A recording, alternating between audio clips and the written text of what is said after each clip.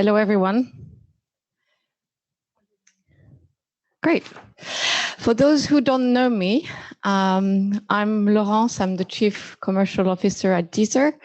I've joined Deezer about 3 years ago, and I have a career that spans more than 25 years in finance, accounting, media, tech, data, telco, and music.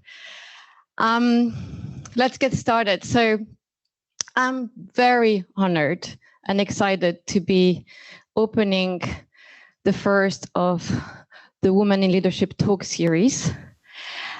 This is a D&I initiative. And as you know, Emily Duquesne, our Chief People Officer, is a very big advocate of improving diversity and inclusion at Deezer. So we started the D&I initiative a year ago with 3 focus streams, and to give you a bit of context as to why I'm speaking here today. And those 3 streams are gender, and really bringing a better balance between women and men, ethnicity, and disabilities. I'm the happy co-sponsor of the gender stream together with Matt. And within that stream, we have 3 sub-streams, one about the balance when it comes to gender and equal chance and equal pay. One is improving women in tech with Tech Company, and we need to boost up the numbers of women in tech. And then one is women in leadership. So here I am talking about women in leadership today. So you may ask, why the topic Dare to Ask? Well, actually, you may not ask the question because it turns out that 4 in 5 women find it extremely difficult to express concerns and make clear, concise, and straightforward requests. And that's the research that is abundant in women leadership. Women are scared to ask. And it's striking that compared to men, 1/3 of women are more likely to lack confidence when asking questions. So I'm happy there's men here today because I think it's important to address the challenge that women face and that you better understand us. But I'm also happy to see a lot of women from the building because this is a memory that we're not alone. Think about a question you did not dare to ask. And I'm going to ask you to jot it down. So take a pen and paper, your phone. Think about a question you did not dare to ask, especially in the recent history, and especially in your work environment, especially here at Deezer. Maybe a question you didn't dare to ask me. And think about how it made you feel.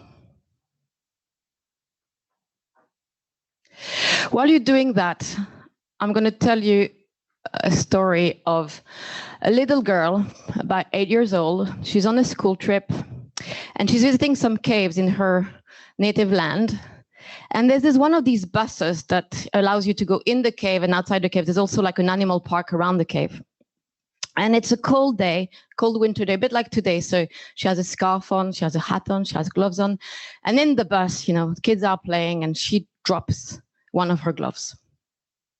And she feels extremely sad because these are her favorite gloves, gray gloves, brand new gloves, super soft. And she feels sad and frustrated.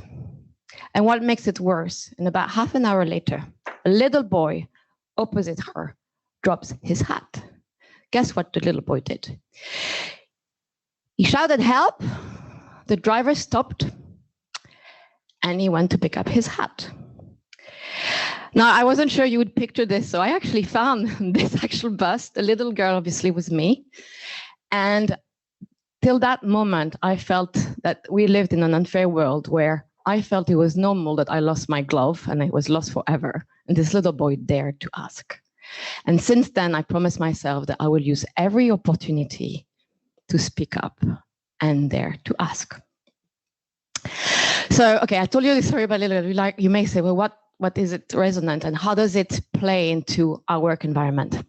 Now, I'm not a specialist coach, I'm not a specialist therapist, and I'm not a specialist in women leadership and the difference between men and women, but I do read a lot. And I'd like to draw your attention to a book that I read in the late noughties called what got you here won't get you there. And it's an amazing book written by this coach that started his career in the 80s and 90s and noughties. And he realized that there were traits of people that hold them back for advancing in their careers. And those traits could be summarized, and there's about 30 holdbacks of potential leader, aspiring leaders, and what was holding them back to become better leader. I advise everybody to read it, but especially every man, because what turns out is it took him another 10 years to realize, this coach, that he only had been coaching men.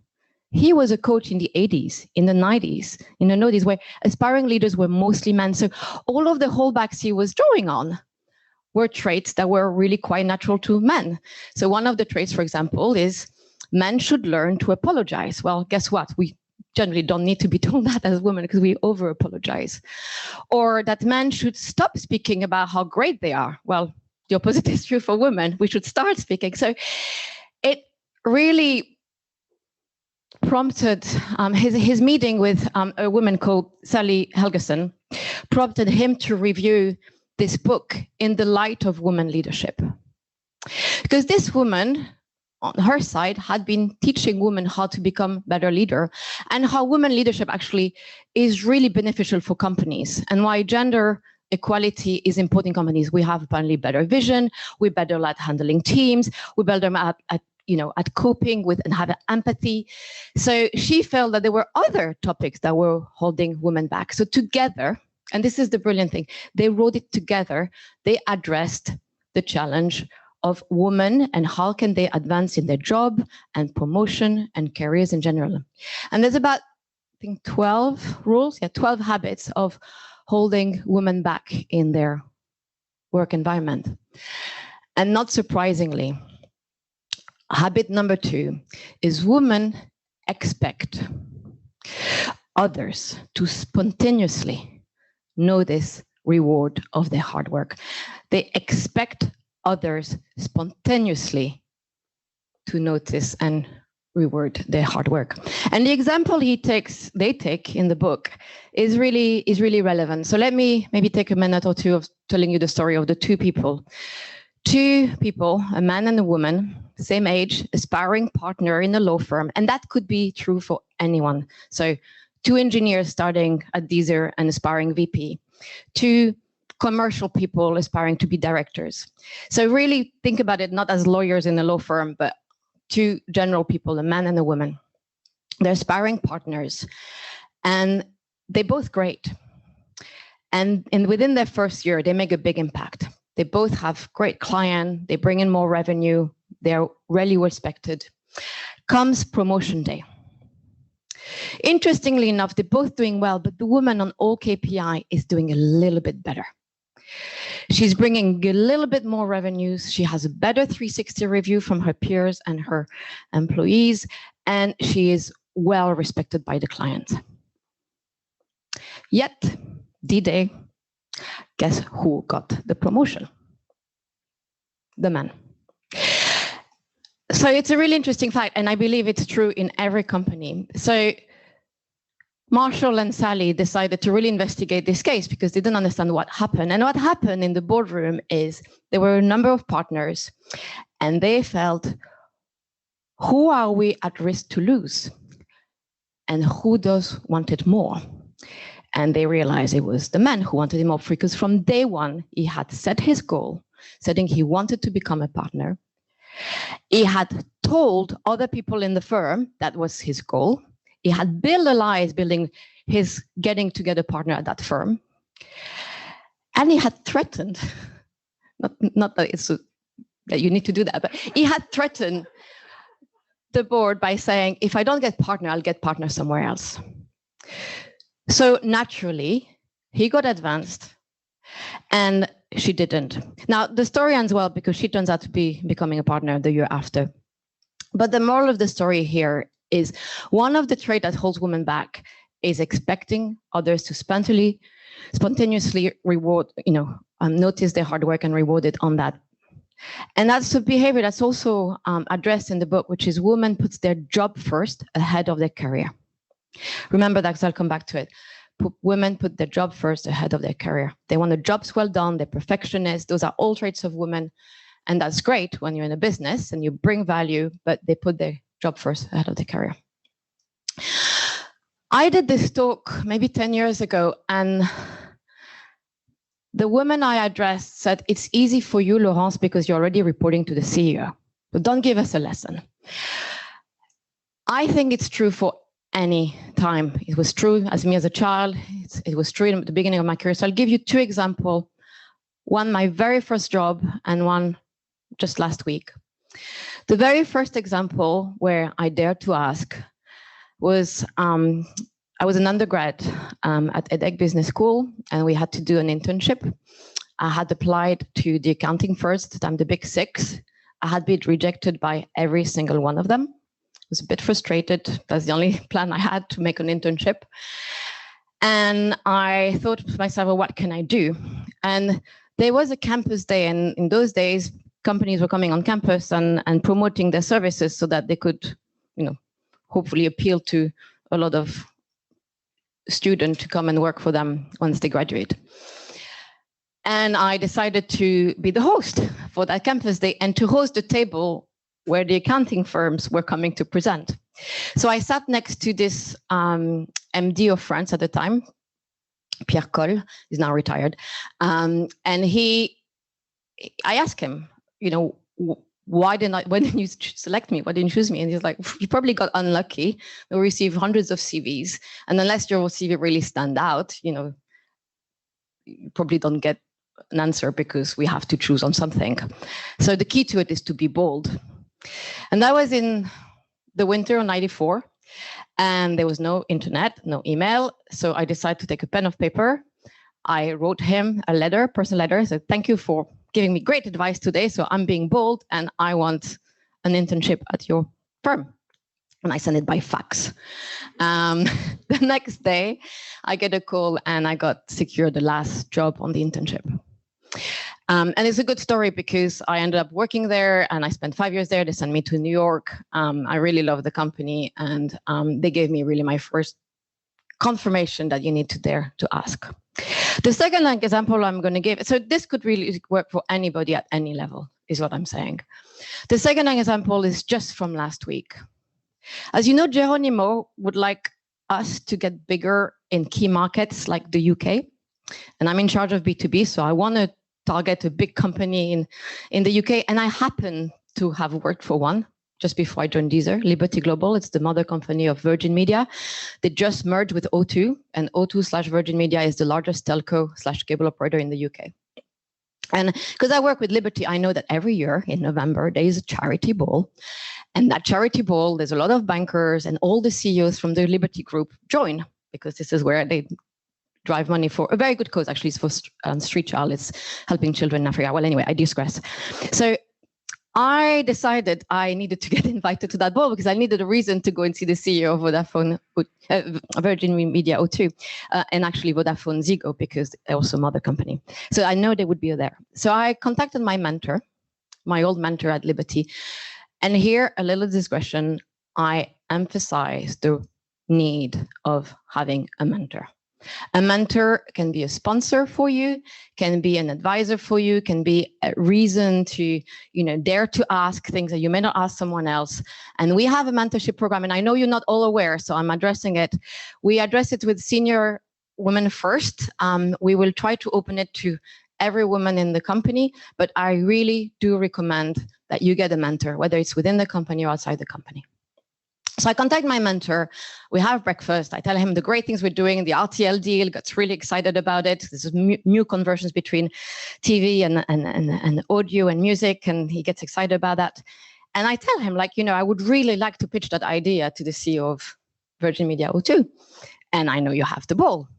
Do you have, by any chance, a seat left at your table? And he said, well, not on my table, but I'm sure we can squeeze you in. So here I am. I went to the ball, and I met the CEO of Virgin Media O2. He's very tall. You can't miss him. He's about 2.5 meters. I know he loves kite surfing, windsurfing, so I had something to break the ice with because I love windsurfing. And he gave me 10 minutes of his time. As a result, I have a call with his head of digital tomorrow. So these are two very recent examples, well, one very old and one very recent example of situation that I encountered where I dared to ask and it worked. Now, if you remember, I told you that there's a couple of traits in women leadership, and one is putting your job ahead of your career. And in order to address this issue, you need three things. There's three things you need to do to put your career first.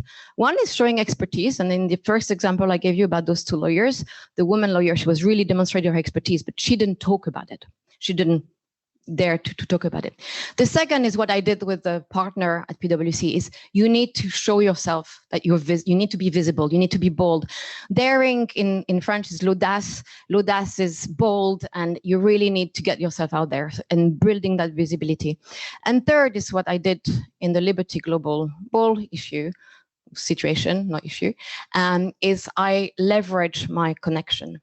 I leverage my connection to my mentor in order to get invited to the ball. So what would the worst that would have happened?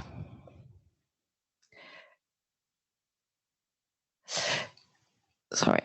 Well, actually, I don't think the worst that could happen is not a no. The only thing that can happen is a yes, because a no is a default. If you don't ask, is a no.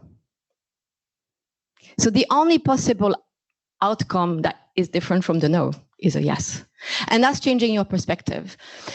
And that's a change I'm going to request you to all do, because the change starts with us. I'm going to be a bit provocative here. And I know people say, like, well, why do women need to change? And why not the man need to change? Well, we are in charge of our own behaviors. We cannot expect others to be in charge of our own behaviors. And I believe furthermore that if we start the change will happen systematically in organizations, which is why I'm really excited to be talking here about women leadership, because I do believe that we will change the diversity by taking action ourselves. And to illustrate this, I'm going to give you this little picture of the importance of expressing clearly your intention and daring to ask and asking for change. This weekend, my second son's 10th birthday, I had 4 boys sleep over, I had family coming, I had to bake a cake with my 13-year-old for his little brother. I felt I spent the whole weekend in the kitchen, and I tell you, I did loading and only loading the dishwasher. By Sunday afternoon, and it's a true story, and it's funny because I had mentioned it to Estelle a couple, who is, by the way, the person who brought me here today, so thank you, Estelle. So I'm tired of loading and unloading this dishwasher, and I'm starting to make some noise. I'm clanking the plates, I'm clinking the knife and forks, it's making noise, and my 10-year-old comes in the kitchen is like, Mommy, why are you making so much noise? I'm like, I'm fucking tired of doing loading and loading dishwasher. I'd like you to help me. And he looked at me and said, Mommy, why don't you just ask? So here's a 13-year-old boy who has enough empathy that he wants to help if I ask, but doesn't have the EQ to think that maybe he could have suggested himself. And this is why women need to ask, because we cannot expect men to understand that. Now, not every man is the same, and maybe some men have more empathy. And I look at Nikolai and I think you're probably one of these men who understand women. But my 13-year-old definitely is one of these men who doesn't understand women unless we make clear intentions. So again, making yourself heard, but asking clearly. I have a lot of other examples I can address another time about how women just beat about the bush, think that they made their point clear. No, if you want something, you ask clearly and with effect. And why do we need to take control? Is, as I said, we need to control our own. We can control our own behavior, and even Sheryl Sandberg said, it's us who need to start the change because we can control it. And when we take control, things happen. So you may read there, it says Lotto 1992. So when I was growing up, there was a slogan on TV for the French National Lottery. And I don't know if you remember it, probably not because you were not born, but the slogan said something around 100% des gagnants ont tenté leur chance. 100% of the winners have dared to play. And that's true for asking questions. 100% of the answers you get because you ask for it. And as I mentioned before, the normal outcome if they don't ask is a no. Therefore, the only possible outcome is a yes. And one of my favorite maxims is, if you don't ask, you don't get. And I think this is why I end up here, because this is something I say a lot. I dare to ask because I know if I don't ask, the worst outcome is I don't get. And if I do ask, there is a possible outcome that I get. Because sometimes people do say no. I've heard no many times. I have said no to people many times. But in a no, there can be a gift. There can be a gift of what is it that I need to do differently to, for the next time, get a yes, or for the next time, get a promotion, or for the next time, get a salary rise. So it's about also understanding that taking feedback, and a no is not negative. A no is just at a moment in time, you didn't deserve something, or you didn't deserve because nobody had noticed. Think about this lawyer. People had not noticed she wanted to be partner as much as the guy. So it may be that you are just starting by receiving the first no to indicate your intentions that you want a yes next time. So I applaud people who may have said no to in the past, and I think there's a few of you in the room, for at least having daring to ask, because that means you've started the process of getting a yes answer next time. There's another book, as I told you, like I'm not an expert, so I read a lot, which I'd like to draw your attention to, maybe something you want to read as well. It's about really talking in a more lean way, starting discussion to drive a certain outcome, making sure that when you ask a question, you drive the possibilities of what's coming after. And I did a training 10 years ago, and some of you have done the training with me again last year. And it's a gift, this book, because it really changes the dynamic of how you address questions to drive a possible, positive outcome. And the first step I remember from 10 years ago is, when you hear no, don't ask why. Because if you ask why, the person who said no will tell you all the reason why you believe it's no. So you didn't want something good enough, or you're not good enough, or there's somebody better than you, etc., etc. If you ask, what can I do to get a yes next time? Or what can I do better to be reconsidered for this position? Or what can I influence? Or who should I talk to? Then you put the person you ask the question to in a position that he will probably start giving you clues as to what you need to do. So again, don't ask why, because you get all the reason why not. Ask how. How, what can I do to make things better? How can I get myself a yes next time? What is your advice? And by the way, men like to give a lot of advice, so take advantage of it. So no is okay, and you need to learn from it and build on these feedback mechanisms to drive the positive outcome. As I'm drawing, and then it's been 23 minutes already to this talk, I also want to say that because you're not alone, you need to leverage the womanhood around here, and we talk about it in the sisterhood, the sonorité. The solidarity amongst women is really important. It's really crucial for me at Deezer that I got another C-level that was a woman. I mean, Emily's arrival made all the difference. And really, we can build on that because we share the same traits. We've been pretty much educated with the same kind of format and expectations. And yes, we're starting to change. And I believe the future generation, so our children, will be slightly different, but we still in an era where the guys and who govern us come from the previous generation. So it's really important we build solidarity. And not only we build networks, because women, we're really good at making friends and building network, and we can have coffees together, but leveraging it. I think I've used the word leveraging a couple of times, because men use it all the time. They leverage each other for getting things done. They leverage each other to getting a new connection. They leverage each other for tip, etc. So I really recommend that in your close circle of women, you really drive and you really ask not only to to be friends, but to support each other. And yeah. And there's this quote, I think I've used it before, which is, there is a special place in hell for women who don't help each other. This was from Aldrin Albright. It's 15 years old already, but I think it's still very relevant.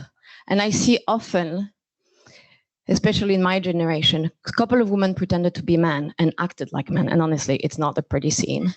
So I'm not asking you to change and be man. I'm asking you to really start daring. And a daring can start by asking the questions. So 25 minutes, bang on time. What have we learned today? A, we are not alone.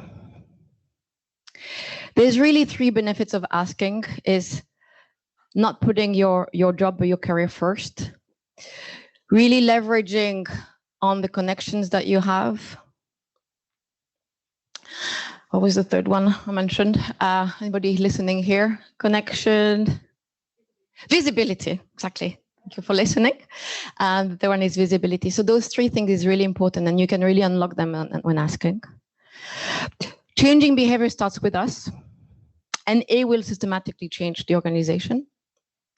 You can drive a yes outcome by asking things differently, and take a no as a gift to the next advancement in your career. And we're here to help each other. So thank you. And before I move to the Q&A session, I would really like, again, to thank the D&I for starting this initiative. I think a lot of women have said it's great that it's happening. So thank you for having me as your first speaker. I hope I'm opening a long series. We will have women from Deezer, but also women from outside Deezer coming and sharing their experience, because I believe that sharing experience really open our chakras. I think I've heard said before. Thanks, Estelle, for organizing this particular series of talk. And I'd like you to think back on the question you didn't dare to ask. And I'm going to ask, is anybody daring to ask that question now? We need a mic. So if you can state your name. Sometimes behind a mask, I don't recognize you, even I may know you, so I'm sorry if I don't. So just state your name and they're asking your question. Hi, I'm Camille. I'm an intern on the Global Artist Relations team, and thank you for being here. I was wondering if you had any advice for developing and maintaining connections without seeming like you're only reaching out when you need something. That's a great question. I hope everybody heard. So Camille is asking whether I have an advice on how to maintain the connection without seeming that you're always asking for something. My advice to that is give when you can, because you'll realize you may not give to the person who you're asking to help you, and it's not a equal sum game. So it's not like I'm in a relationship, I'm helping you, and then I expect you to help me. I'm in this connection. I may help you today. You may help someone, and I may ask somebody else to help me. And as long as you give, first, you know that you're not doing it just for getting helped. B, you showing that you open, and and people then will refer to you as like, she helped me once, and yeah, and know that that's not who you are. I mean, I don't think there's any woman here who would only use that. So, and that's lead me to another point actually, is women are scared, and this is every book I've mentioned refers to it. Women are scared for how people perceive them. They're scared that their action will lead a perception or an understanding of somebody else's. So in this case, you're asking me, well, what if people think that I'm like that? Well, men won't think that way, is the first thing. And other women will know that you're probably feeling that way anyway. So that's the perception part. And just generally, don't be afraid to say yes to helping. I find it's very humbling to be helping people, especially younger in their career. And I try, and I can not always say yes, but I try to help people when I'm being asked. Great question.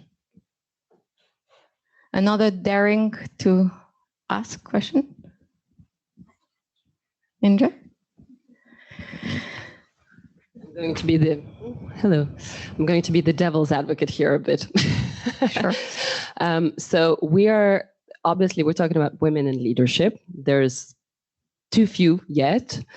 So which means that we're faced with a lot of leader men, and those questions that we'll be daring to ask will be to men leaders.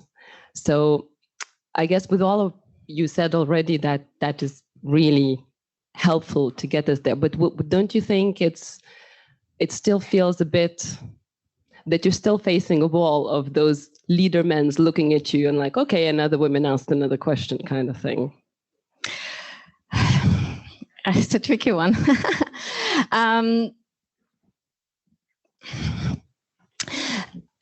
Sally was asked the same question, actually. I watched an interview last night preparing for this. And yes, when you address the change from coming from within women, there's a lot of pushback saying, why is it us? What can we do with the men? And there's going to be all these men looking down again. And her answer was, well, we need to start somewhere. And that I challenge you actually to practice it, because never in this example I gave you, okay, maybe I didn't give you an example where I failed, but I was judged or I was looked down by those men. I mean, as I said, men like to provide some advice. The first one, Pierre Cole, was just say, be like me, be bold. So I was trying to find a way to be bold. My mentor at Liberty was like, well, just come. And I was thinking, oh my God, what is they going to think? They're going to think I'm like the girl who just invites herself. And I own the space. I dressed up well. I like to say I dressed for change also, like knowing that most of these men at the ball, they will be bringing their wives. So I will not be the only woman, and they like the company of women generally. So again, like, don't underplay that. And think that they don't judge also, like men don't judge, like they need women. We have great skills. There's a lot of things we do well like the men. There are other things we do well because we're not like them. And men recognize that. And it's about, again, daring to address that there may be a glass ceiling at some point. And yes, there's too few. And this is historical. I think in the next generation, there will be much more parity. So, and we're addressing that. But I'm happy if there's a certain question that you not daring asking a man to help you coach and giving you the man's perspective to the extent I can help. And I would also advise you to have maybe another man mentor, like in your friends or relative or a law firm you may have come across, because a male friend may give you another perspective on what's wrong with the question you're asking or what's wrong with how you're asking it. And he will give you some tips into how maybe you can change it for. I don't know if that's helpful, but those are a couple of reflections I'd have. Any question online, maybe?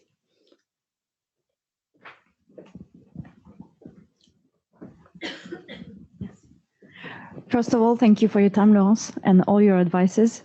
My question was on confidence. I believe that today you need to be confident in yourself, in your competences, your ideas. And I believe that sometimes maybe you feel that as well, that the environment gives you insight that you are not entitled to ask because you are not confident.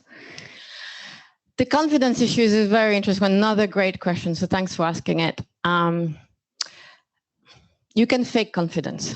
But you need to train to fake. The same way you need to train to talk. Like it's something it's an acquired skill. Some people are great naturally, but if you're not, you need to. And many times I have pretended to be confident because I've been put in a situation where I was really not confident at all. I asked my husband, I have confidence issue. I trust me. So whether people will judge you because you lack confidence, yes, possibly. Whether you can gain confidence, the gaining confidence comes within you. So you know what your worth is. And that's, again, women tend to build the confidence in the eyes of others rather than their own true beliefs. So ask you to note everything you're good at, really everything you're good at, and not focusing on your improvement parts, just the thing you're good at, and get the confidence from within. And then pretend until you get that confidence to support you. Because you won't change the people having a view on your confidence level, but you can learn to practice confidence and to look within for what your worth is. That's what I do. Fake it till you make it. Fake it till you make it. Exactly. Thank you, Laurence.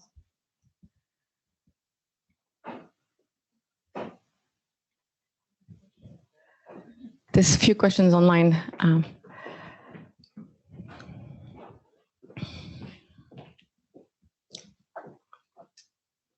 So we have 4 questions online. The first question is, well, do we have data on salary difference between men and women, depending on job, department, and experience, of course, at Deezer? I wish somebody from HR was here, and they have a CSO meeting this afternoon. So what I know is his predecessor, but also Geronimo, really cares about gender equality. So there is a review of all salaries and grades within Deezer. So that's both men and women, and it's about the position and not the person. I also know that we're in French companies, so I think we have data. I'm not aware of what they are, but there should be some data available, because I think we're obliged to have some kind of balance of. I'm looking at Francisca says yes. And if we're not at the right parity yet, I can tell you that this leadership will drive that parity. For the room, we have an answer from Marie-Pierre. Lalin saying, yes, we check every year all salaries per job according to gender. So we do have. We have a question. What about the times you ask and it didn't work, I believe? Managing that is hard. Yeah. Okay. Do you want my own experience? It's the question. It doesn't say more, but if you want to elaborate. Yes, without going to too much detail, I experienced it very recently. I had asked for something, I got it, and then I got taken it back. And it was extremely difficult. The day I received that feedback, I was a little bit emotional. That's another thing you need to learn as a woman. It's okay to share and show empathy, but showing you emotional in the workspace doesn't always work in your favor. And I think I was a bit too emotional that day. So a few people has read it on my face that things were a bit wrong. But looking back, I think is the best thing that happened to me. So there are things about managing your own expectations, and in this case, I didn't have this expectation, so I was a bit surprised and therefore emotional and therefore taking a hit. But just within the weekend, and by Monday morning, I felt, oh my God, I am free of this other responsibility that I was given, and I can really focus. And since then, I don't think I've been one day down. And I've taken the feedback of like, well, I was too busy. Because that's another thing women do. They want to please. So say, yes, yes, yes. Okay, I want to give more. You give me more. You give me more. I take more. I take more. And I break. And I admire my boss for having noticed that I was on the verge of breaking. So yes, the feedback was hard.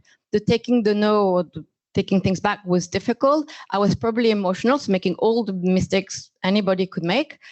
But the lesson is that it was the best that could have happened, because I came back to my core job with a regained focus and passion and envy and all of these things I dared to do last week to get invited to a ball is because I can focus on that part, which I didn't have the time to do anymore. So again, getting a no can be hard, but retrospectively, it was the best thing that could have happened to me. So I think having this perspective and being able to rebound and not take things too personally. I don't think there was anything personal. I think anybody in my situation, men or women, who have broken because I was just too busy. So I gave a little bit of insight into something quite recent. So I hope, don't over analyze it, but I'm actually a happier person. By the way, you have a lot of thank you from many people. You're welcome. You're welcome. So we have 4 more questions. Another question. From my experience, asking for more got me labeled as the angry/feminist/aggressive one. That didn't stop me though. What's the best approach to remove these misconceptions and make our male colleagues understand the need to support women and push women more? It's another we tricky one. have some good ones coming after. The labeling of being the bitchy is one of the reason why actually we don't ask normally. I've been told I'm overambitious, I'm bitchy, I'm stepping on people's toes. Behaviors that they would find totally normal in men, they find it really bitchy in a woman. I have built a wall into not being impacted by it, would be the first advice. The second advice would be reflect again with a mentor or a friend or a female friend, how you ask those questions, because there's something in the woman asking that can sound, and I'm going to sound horrible when I say that, sound a bit needy. And I do it again at home. So I know I can have my husband telling me you are needy now, and it's really annoying. And you're asking with this annoying voice and your entitlement voice and this kind of like arrogant voice and superiority voice because you're trying to be confident or whatever. But just train to ask the question, because there may be something in the approach, in the way you say something that would ease the process, and I'm always open to help you reframe the question. If me or the people, like I'm scared now, I've said yes to everybody, but there may be ways you can rephrase, but also do not care about that's what the person think. Again, think about what's your worth and whether you deserve it. Thank you. Apart from each individual woman taking these actions into their personal plan, is there any way that we can take into consideration women's different styles into the DISA processes? For example, when it comes to performance reviews or career growth in the organization, is there a way we can adjust for these differences in behaviors concretely, such as asking women to speak for themselves when it comes to performance as an example, and level out the playing field between men and women's communication styles? I don't know if it was. May have to reread that question. Okay, or maybe the person who wrote it could rephrase or precise, maybe taking into consideration the fact that in the reviews, for instance, women don't dare. And I think at some point we discussed this, and maybe how we could help them to dare more in the processes, in the reviews processes, for instance. Maybe that's the question.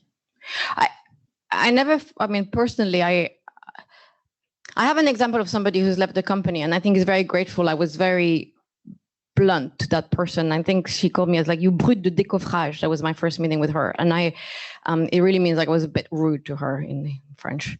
But I think I allowed her, first of all, I was probably the first person to give her concrete feedback. And second, I allowed her to reflect on this feedback. And we used the performance review really to address this. And we were really honest with each other, because we knew it was like a one-on-one, and and you do things in one-on-one that you wouldn't do maybe in an audience like this. And we addressed the issue, and I addressed my style and she addressed her style, and we became a team through that process. So I don't know this example in particular, and I don't know if that answers the question, but normally a performance review, you should be honest. Honest with yourself, and honest not to please the boss, but to be true to yourself. Because there's nothing wrong in that. There's another piece of advice from the Talk Lean book, which is nobody can tell you how you feel. So if you start the sentence by, I feel offended, or I feel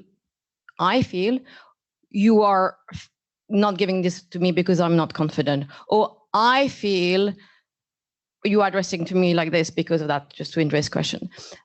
Nobody can tell you that's not true. Well, this is how I feel. So if you start your sentences by how you feel, or how, from your perspective, you will always be in the truth. And that's super important, because don't make generalities. Again, going back to the precise and concrete action, don't make generalities like, oh, you don't like women. Well, I don't know. Is that a fact or no? But I feel you don't like me because I'm a woman. The person in front of you cannot tell you that's not true. He can say, well, I'm sorry about how you feel. It happens not to be true, but I am sorry about how you feel. And that's already changing the dialogue. So starting with, from your perspective, starting with the I, and not a generality or a you. Don't aggress the person in the head and saying, like, you don't treat me like this. Not just say, I feel that you are not giving me the best opportunity. And then you rebound on it and you say, well, what do I need to do different so you can give me the opportunity? Then you're going back to this opening up the discussion. You gave me a no last year on this promotion, on this title. Like, now, don't tell me why you're not giving it to me again this year. Tell me, what do I need to do differently so that I can get it next year? And then you're building on the constructive. So again, if I understood the question correctly, use the one-on-one and use the performance review to build the truth back to yourself, and starting with how you feel, because then you will not get conflicted with that's not the case. Am I clear? No. We're talking about getting more men trait to get things, because spontaneously women tend to be too much discreet to get stuff when in competition with men. But how can we teach men to be more aware and open to women qualities?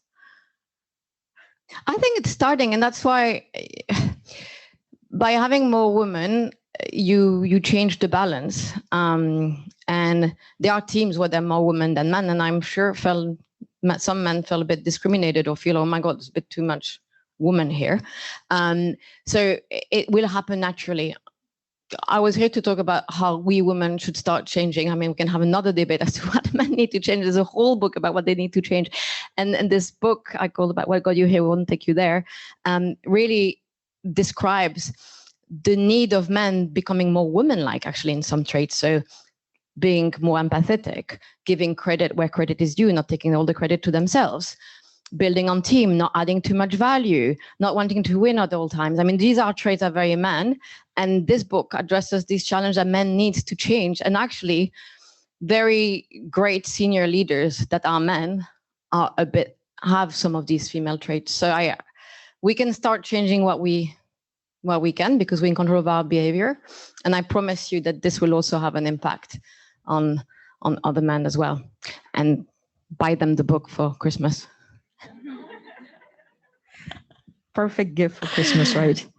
I understand that women are responsible for their own behavior and need to take ownership responsibility of the possible improvements of their situations.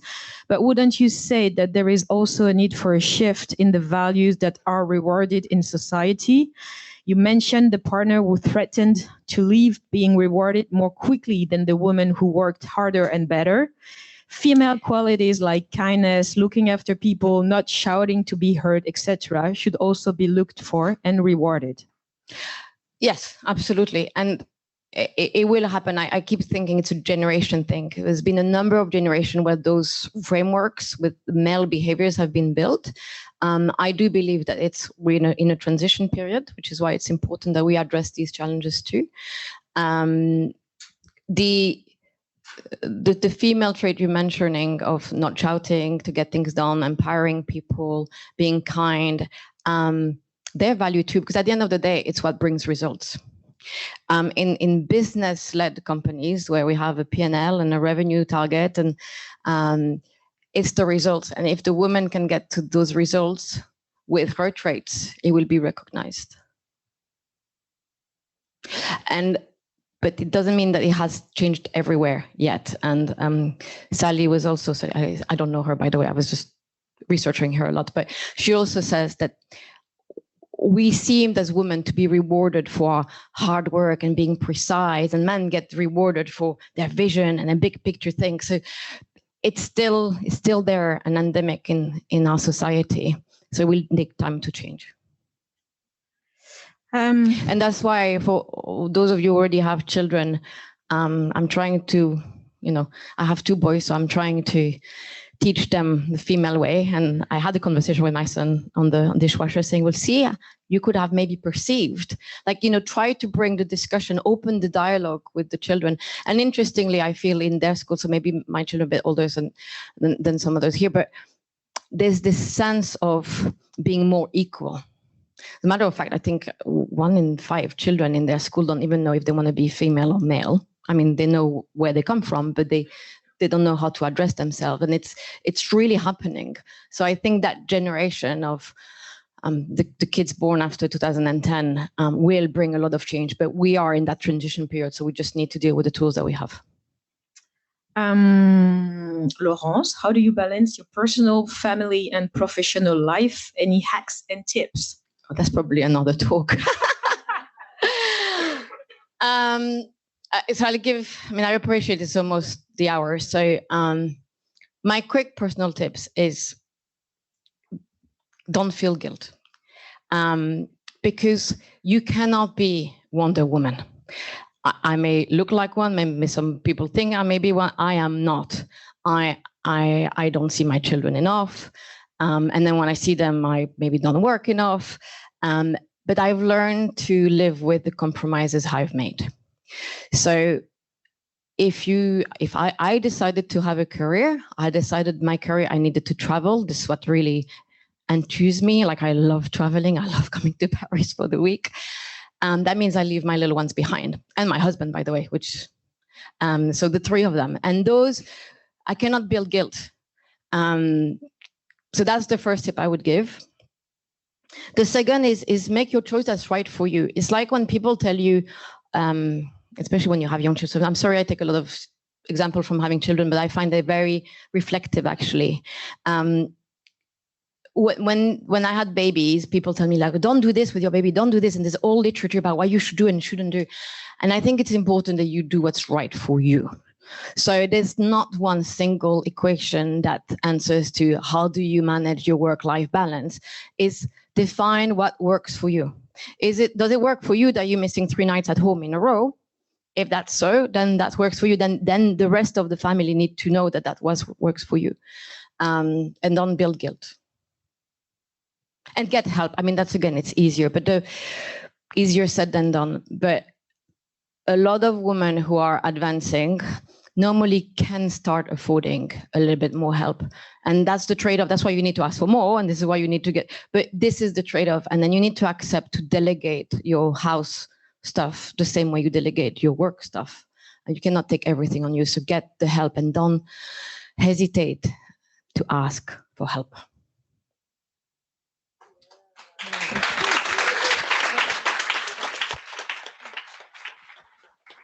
We have natural. Okay, it's a natural. Well, okay. Thank you for being here, a lot of you, and you know to find me.